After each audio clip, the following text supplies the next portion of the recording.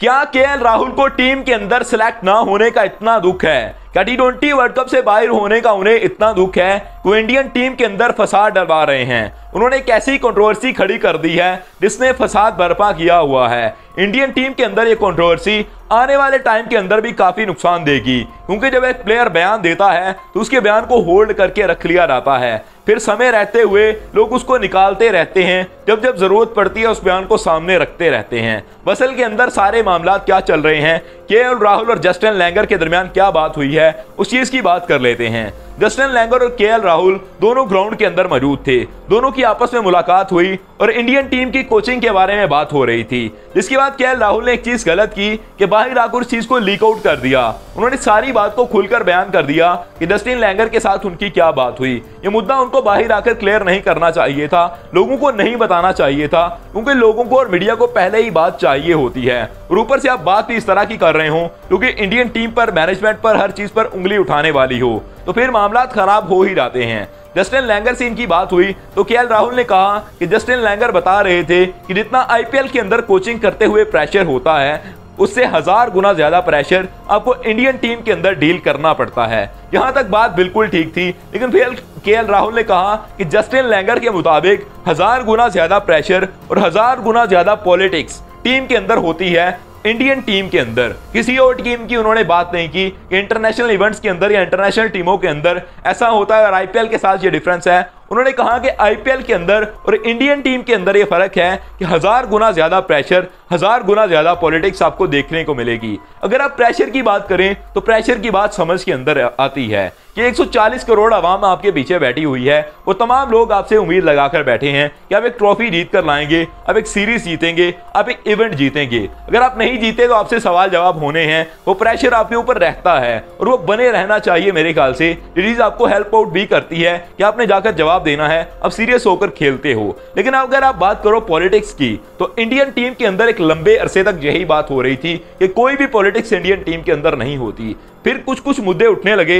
MS Dhoni की कप्तानी के अंदर ये कहा जाने लगा कि सीएसके से ज्यादा प्लेयर आकर खेल रहे हैं इंटरनेशनल टीम के अंदर। और उसके बाद बात हुई जब विराट कोहली कैप्टन बने कि आरसीबी के प्लेयर अब ज्यादा आ रहे हैं। फिर एमआई के कैप्टन बने रोहित शर्मा तो एमआई के प्लेयर ज्यादा आकर खेलने लगे।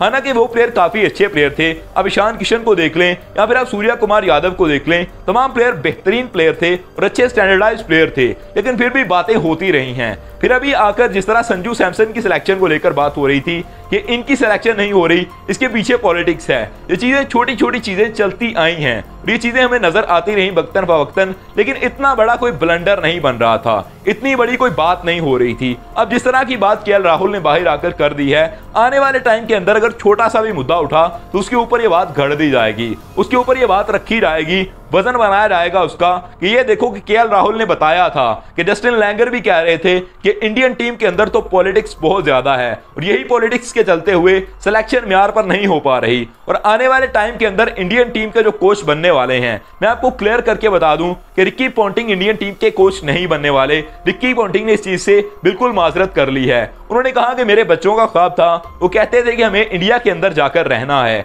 उस जगह पर हमें रहकर सुकून होगा, लेकिन मेरा वहां पर सेटअप नहीं बन पाना, मुझे वो चीजें समझ में नहीं आ रही, इसलिए मैं माजरत करता हूं कि मैं इस चीज से आउट हूं। और दूसरी तरफ हमने देखा कि राहुल द्रविड़ को भी ऑफर की गई थी कि आप अपने आप को एक्सटेंड कर सकते हो, आगे जा सकते हो, लेकिन राहुल द्रविड़ ने भी माजरत कर ली है। उन्होंने कहा कि मैं भी मजीद इंडियन टीम की कोचिंग नहीं कर सकता, आपको नया हेड कोच हायर करना पड़ेगा। जस्टिन लैंगर से थोड़ी सी उम्मीद की जा रही थी कि जस्टिन लैंगर आएंगे, लेकिन जस्टिन लैंगर ने भी कहा कि मैं नहीं आ सकता क्योंकि इतना ज्यादा प्रेशर और इतनी ज्यादा पॉलिटिक्स इंडियन टीम के अंदर होती है। और ऐसा बयान देने के बाद कोई उनको रखेगा भी नहीं। अगर वो खुद भी कहें कि मुझे रख लिया जाए, अपने आप को लिस्ट आउट करवाना चाहते हैं, तो कोई भी उनको लाना नहीं चाहेगा, क्योंकि जो इंसान पहले ही ऐसी बात कर दे उसको टीम के अंदर लाना बहुत बड़ी गलती होगी। और पीछे जो हमारे पास ऑप्शन बचता है, ये ऑप्शन है हमारे पास गौतम गंभीर का।